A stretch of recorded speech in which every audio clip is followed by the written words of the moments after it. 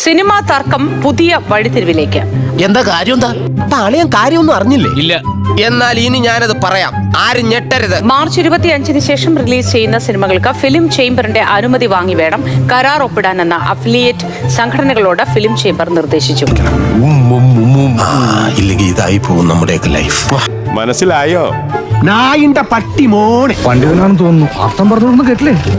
27-ന് release ചെയ്യുന്ന മോഹൻലാൽ ചിത്രം എമ്പുരാനെ ലക്ഷ്യമിട്ടാണ് പുതിയ നിർദ്ദേശമെന്ന വിമർശനം ഉയരുന്നുണ്ട്. ഇത് എന്നെ ഉദ്ദേശിച്ചാണ്, എന്നെ തന്നെ ഉദ്ദേശിച്ചാണ്, എന്നെ മാത്രം ഉദ്ദേശിച്ചാണ്. സംശയമുണ്ടോ?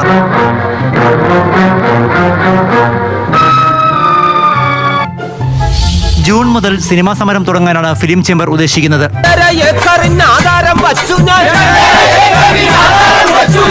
കുറച്ച് കൂടുതലാണോ എന്നൊരു സംശയം. ഇനി നമ്മൾ എന്ത് ചെയ്യുമല്ലയ്യ? ഇതിനിടെയാണ് സമരം മുന്നിൽ കണ്ട് പുതിയ നിർദ്ദേശം ഫിലിം ചേംബർ മുന്നോട്ട് വെച്ചത്. ഒരു കൈവതം നാറ്റുകരുത്. ഒടുവിൽ കുറ്റസമ്മതം നടത്തി അല്ലേ? മാർച്ച് 25-ന് ശേഷം റിലീസ് ചെയ്യുന്ന ചിത്രങ്ങൾക്ക് ഫിലിം ചേംബറിന്റെ അനുമതി വാങ്ങി വേണം കരാർ ഒപ്പിടാനെന്നാണ് പുതിയ നിർദ്ദേശം.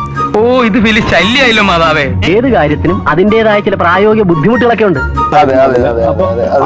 അതെന്തിനാടാ പന്നി ഇപ്പൊ പറഞ്ഞതല്ല. മാർച്ച് 27-ന് റിലീസ് ചെയ്യുന്ന മോഹൻലാൽ ചിത്രം എമ്പുരാനെ കൂടി ലക്ഷ്യമിട്ടാണ് മാർച്ച് 25 എന്ന തീയതി തീരുമാനിച്ചതെന്നാണ് അണിയറ സംസാരം. സംശയമൊന്നുമില്ലല്ലേ? നിന്നെ ഞാനിന്ന് കൊല്ലോടാ കുരുത്തം കെട്ടവനെ. മനുഷ്യനിവിടെ പ്രാന്ത് പിടിച്ചിരിക്കുമ്പോഴാണ് അതിനിടെ producers association vice president G Suresh കുമാറിനെതിരെ ഫേസ്ബുക്കിൽ പോസ്റ്റിട്ട നിർമ്മാതാവ് ആന്റണി പെരുമ്പാവൂരിന് ഫിലിം ചേംബർ നോട്ടീസ് അയച്ചു. ഒരു വകതിരിവില്ലാത്ത മലയാളി. ഇതിലൊക്കെ ഭേദം നീ വാ തുറക്കാതിരിക്കുന്നതാ. നീ ചീറ്റണ്ട, പറ. ഒരാഴ്ചയ്ക്കകം പോസ്റ്റ് പിൻവലിക്കണമെന്നാണ് ആവശ്യം. വെറുതെ അല്ലോട് തന്നെ പരദൂഷണം വറിയതെന്ന് വിളിക്കുന്നത്. ചലച്ചിത്ര മേഖലയിൽ അമ്മയും ഫെഫ്കയും ഒരു വശത്തും മറ്റ് സംഘടനകൾ മറുവശത്തും എന്നതാണ് ഇപ്പോഴത്തെ സാഹചര്യം.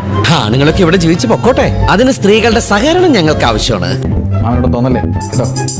എല്ലാവർക്കും സന്തോഷമായല്ലോ? എനിക്ക് സന്തോഷമായി. എല്ലാവർക്കും പിരിഞ്ഞു പോവാം.